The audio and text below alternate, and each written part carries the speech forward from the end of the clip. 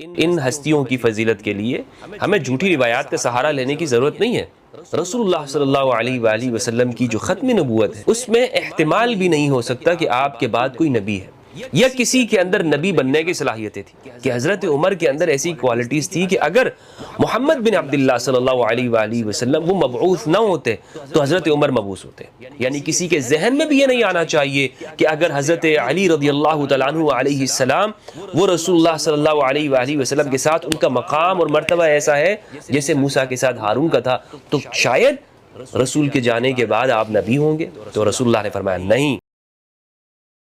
روایت ہے کہ رسول اللہ صلی اللہ علیہ وآلہ وسلم نے فرمایا لو کان بعدی نبی لکان عمر، اگر میرے بعد کوئی نبی ہوتا تو وہ عمر ہوتے۔ یہ روایت ہمارے ہاں بڑھ چڑھ کے پیش کی جاتی ہے حضرت عمر کی فضیلت میں۔ اچھا، میں یہاں پر بتاتا چلوں کہ میں حضرت عمر رضی اللہ تعالیٰ عنہ کی فضیلت کا منکر نہیں ہوں۔ جو حضرت عمر کے فضائل ہیں، جو صحیح روایات ہیں، اسے تسلیم کرتا ہوں، اور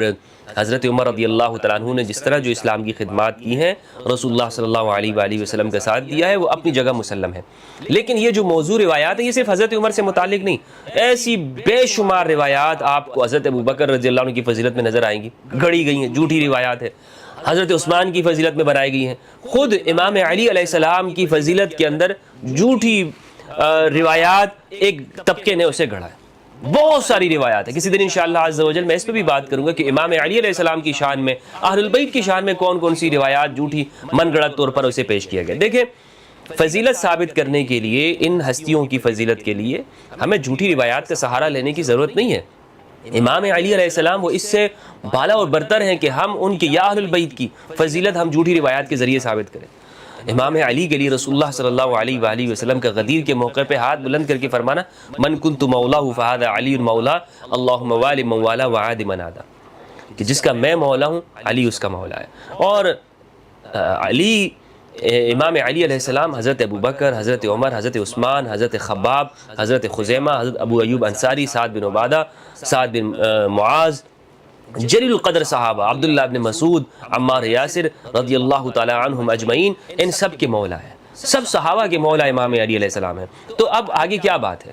اور صحیح بخاری، صحیح مسلم کی متواتر روایت ہے، صحیح روایت بھی متواتر بھی ہے، انت منی بمنزلۃ ہارون من موسیٰ الا انہ لا نبی بعدی، کہ آپ کا مقام مردہ میرے ساتھ وہ ہے کہ جو جس طرح کے موسیٰ کے ساتھ ہارون کا تھا، لیکن میرے بعد کوئی نبی نہیں ہے۔ تو الغرض کہنے کا مقصد یہ ہے کہ جھوٹی روایتیں گڑھی گئی ہیں، بنائی گئی ہیں، اور اسے ہماری کتابوں کا حصہ بنایا گیا ہے۔ تو آج ہم اس ویڈیو کے اندر یہ گفتگو کریں گے کہ یہ روایت لو کان بعدی نبی لکان عمر، اگر میرے بعد کوئی نبی ہوتا تو وہ عمر رضی اللہ عنہ ہوتے۔ کیا یہ روایت صحیح ہے؟ کیا یہ روایت ہمارے محدثین کے اصولوں کے مطابق درست بیٹھتی ہے یا اسے گھڑا گیا ہے؟ میں نے آپ کو بتایا کہ ہمیں کسی کی محبت کے اندر، جس طرح روایت کے اندر آتا ہے، رسول اللہ نے فرمایا صلی اللہ علیہ وآلہ وسلم حبک الشیء یعمی ویسم، آپ کا کسی چیز سے محبت کرنا آپ کو اندھا اور بہرا بنا دیتا ہے، یعنی آپ پھر اس کے معائب کی طرف نہیں جاتے اس چیز کی، تو آپ صرف یہی دیکھتے ہیں کہ بھئی محاسن ہی آپ کو نظر، اچھائی ہی نظر آتی ہے۔ تو حضرت عمر رضی اللہ تعالیٰ عنہ سے محبت ہمارے اہل سنت کے اندر یہ شعار ہے، لیکن اگر ایک چیز وہ محدثین کے اصولوں کے مطابق نہیں ہے تو اسے ہمیں تسلیم کرنا چاہیے۔ سنن ترمذی کی حدیث نمبر 3686 ہے۔ امام ترمذی رحمہ اللہ نے باب مناقب عمر رضی اللہ عنہ کے اندر اس حدیث کو نقل کیا ہے۔ عقبہ بن عامر سے یہ روایت ہے اور ان سے مشرہ ابن حعان نقل کرتے ہیں۔ روایت کے الفاظ میں نے آپ کو بتا دیے، لو کان بعدی نبی لکان عمر، اگر میرے بعد کوئی نبی ہوتا تو وہ عمر ہوتے۔ ترمذی رحمہ اللہ کہتے ہیں ھذا حسن غریب لا نعرفه الا من حدیث مشرہ ابن حعان، یہ حدیث حسن غریب ہے، یعنی ایک ہی سند ہے اس کی، اور ہم صرف اسے مشرہ ابن حعان کی سند سے ہی جانتے ہیں۔ مشرہ ابن حعان یہ راوی کا نام ہے کہ جس نے عقبہ بن عامر سے نقل کیا ہے۔ عقبہ بن عامر یہ صحابی ہیں، مرکزی جو راوی ہیں جو اس حدیث کو نقل کرتے ہیں وہ عقبہ بن عامر ہیں، اور ان کے بعد جو حدیث بیان کرنے والے ہیں وہ مشرہ ابن حعان ہیں۔ اچھا، ترمذی کا میں نے آپ کو حکم بتا دیا۔ اس حدیث کو نقل کیا ہے احمد بن حنبل نے فضائل صحابہ میں، حدیث کا نمبر ہے 498، طبرانی نے معجم الکبیر کے اندر اور نمبر ہے 822۔ یہ جو حدیث ہے، اس حدیث میں جو مرکزی راوی میں نے آپ کو بتایا مشرہ ابن حعان ہے۔ اس حدیث کے بارے میں ہمارے اہل سنت کے جلیل القدر محدث ابن حبان رحمہ اللہ نے اس حدیث پر جرح کی ہے۔ وہ کہتے ہیں، انہوں نے کتاب لکھی ہے المجروحین کے نام سے،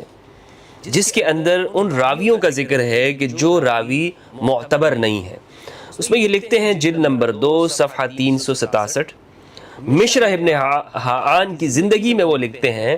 کنیتہ ابو مصعب، ان کی کنیت ابو مصعب ہے، عدادہ فی اہل مصر، یہ مصری تھے،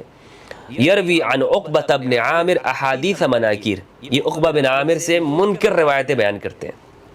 یہاں میں آپ کو ایک اصول بیان کرتا چلوں، یہ اکثر اس کو ہمارے ہاں محدثین نے اس طور پہ بیان نہیں کیا، لیکن جو حدیث جب آپ پڑھیں گے نا انشاءاللہ، جب آپ مطالعہ کریں گے، اور تو آپ کو اس زمانے کے حالات کا بھی جائزہ لینا چاہیے۔ مثلا آج آپ دیکھ لیں کہ ایک شخص اگر کسی ایک خاص جماعت کا بندہ ہو یا اس کی وابستگی ایک خاص جماعت کے ساتھ ہو اور وہ آگے ایک رپورٹنگ کرتا ہو، تو آپ یہ کہیں گے کہ بھائی یہ اس جماعت کا ہی بندہ ہے اور یہ تو اس کا کام تو ہے، یہ اس جماعت کی اچھائیاں ہی بیان کرے گا۔ تو ایسے ہی ہمیں حدیثیں سمجھنے کے اندر ہمیں یہ غور کرنا چاہیے کہ یہ جو روایت ہمارے سامنے آ رہی ہے نا کسی کی فضیلت کے اندر، یا کسی اس شخص نے خود جس کے بارے میں یہ روایت بیان کر رہے ہیں ان کے ساتھ کیا اس کے تعلقات کیسے تھے، اور کیا یہ ان کی جماعت کا فرد ہے، تو یہ ہمارے نظر میں ضرور ہونا چاہیے۔ اب یہ روایت جو نقل کی ہے عقبہ بن عامر رضی اللہ عنہ نے نقل کی ہے، اور ان سے مشرح ابن حاعان نے نقل کی ہے۔ یہ مشرح ابن حاعان کے بارے میں ابن حبان کہتے ہیں کہ یہ شخص عقبہ بن عامر سے ہی نقل کرتا ہے۔ تو یہ کہتے ہیں کہ یاد رکھیں کہ جب بھی یہ مشرح ابن حاعان یہ عقبہ بن عامر سے روایت کرتا ہو اور اس روایت کرنے میں یہ منفرد ہو، یعنی اکیلا ہو، اور کوئی بھی شخص جو عقبہ بن عامر سے ان کا شاگرد بھی ہے وہ اس بات کو نقل نہ کرتا ہو، اکیلا صرف یہاں پر مشرح ہو، تو ایسی روایت اس کی منکر ہوگی، من گھڑت ہوگی، اس کو ہم نہیں لیں گے، یعنی سند کے اعتبار سے یہ ضعیف اور کمزور ہوگی، اس کی کوئی متابعت نہیں کی جائے گی، اس کی طرف ہم نے کان نہیں دھرنا ہے۔ کہتے ہیں لا يتابع عليها روى عنه ابن اللهيعة والليث وأهل مصر والصواب في أمره ترك من فرد من الروایات والاعتبار بما وافق الثقات۔ کہتے ہیں کہ اعتبار اس کے اندر یہ ہے کہ جب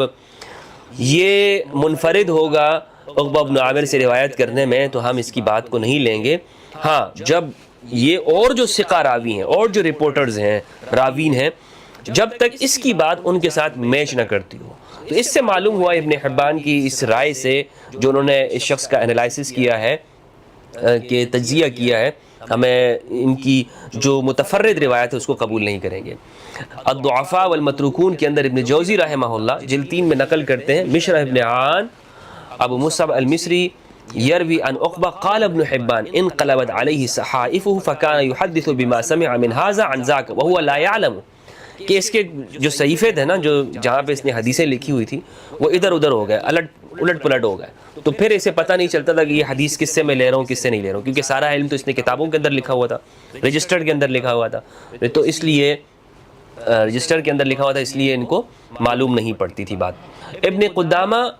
المقدسی رحمہ اللہ نے امام اہل سنہ احمد بن حنبل رحمہ اللہ کے حوالے سے لکھا ہے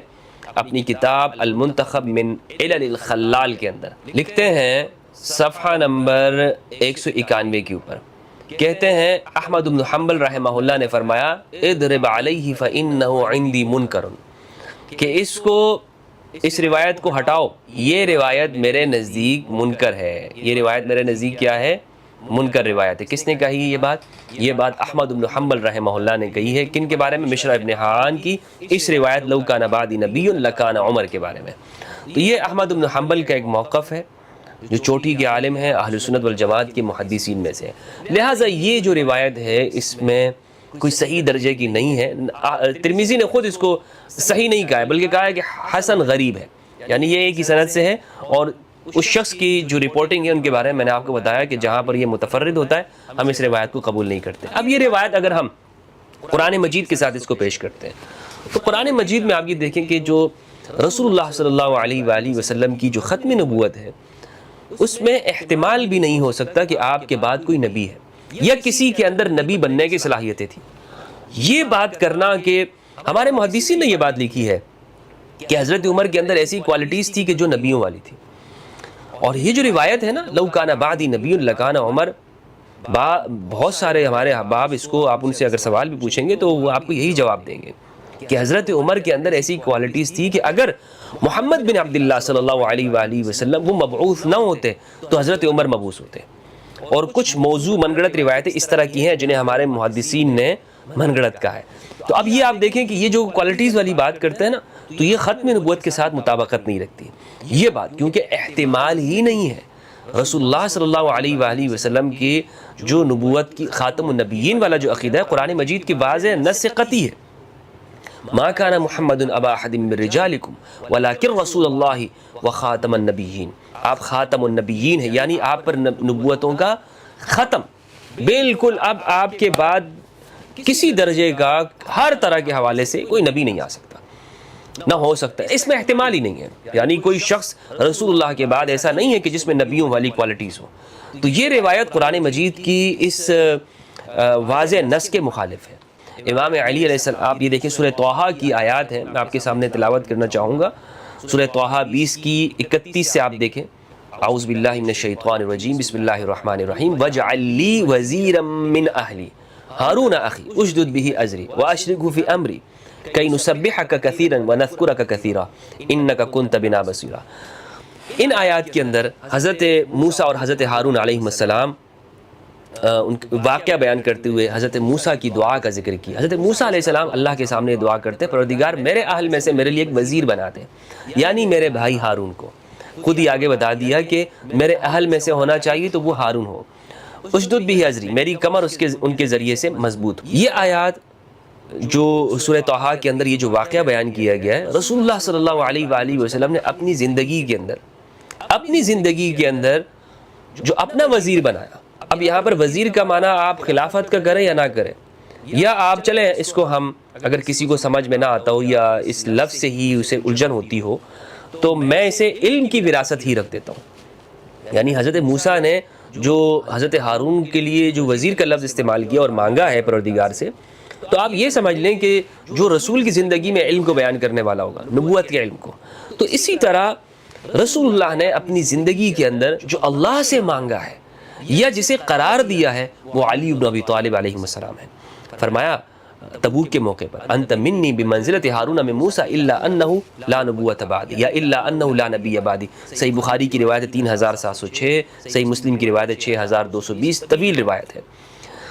جس سے معلوم ہوتا ہے کہ رسول اللہ صلی اللہ علیہ وآلہ وسلم نے امام علی علیہ السلام کو اپنی زندگی کے اندر یہ بیان کیا کہ یہ وہ شخص ہے کہ جو میرا وزیر ہے، یا جس طرح موسیٰ کی زندگی میں ہارون تھے اور وہ دین کو بیان کرنے والے تھے۔ لیکن رسول اللہ نے ساتھ میں یہ بھی فرما دیا لا نبی بعدی، میرے بعد کوئی نبی نہیں ہے۔ یعنی کسی کے ذہن میں بھی یہ نہیں آنا چاہیے کہ اگر حضرت علی رضی اللہ تعالیٰ عنہ علیہ السلام وہ رسول اللہ صلی اللہ علیہ وآلہ وسلم کے ساتھ ان کا مقام اور مرتبہ ایسا ہے جیسے موسیٰ کے ساتھ ہارون کا تھا، تو شاید رسول کے جانے کے بعد آپ نبی ہوں گے۔ تو رسول اللہ نے فرمایا نہیں، لا نبی بعدی، یہ نہیں فرمایا کہ علی کے اندر تو ساری کوالٹیز نبیوں والی تھی اور لیکن پھر بھی علی نبی نہیں ہے، نبی میں ہوں تو میرے بعد کوئی نبی نہیں ہے، اس طرح کا جملہ کوئی رسول اللہ نے نہیں فرمایا۔ تو یہ ختم نبوت کے ساتھ مطابقت نہیں رکھتی ہے یہ روایت، اور میں نے آپ کو بتایا کہ اس کے اندر ضعف پایا جاتا ہے اور راوی کا ضعف ہے جو منکر روایتیں بھی بیان کرتا تھا۔ تو یہ اس حوالے سے میری تحقیق تھی جو میں نے آپ کے سامنے رکھی ہے۔ اگر کسی کی تحقیق اس سے الگ ہوتی ہے تو یہ آپ کا حق اور آپ کا رائٹ ہے، آپ کوئی بھی تحقیق رکھ سکتے ہیں۔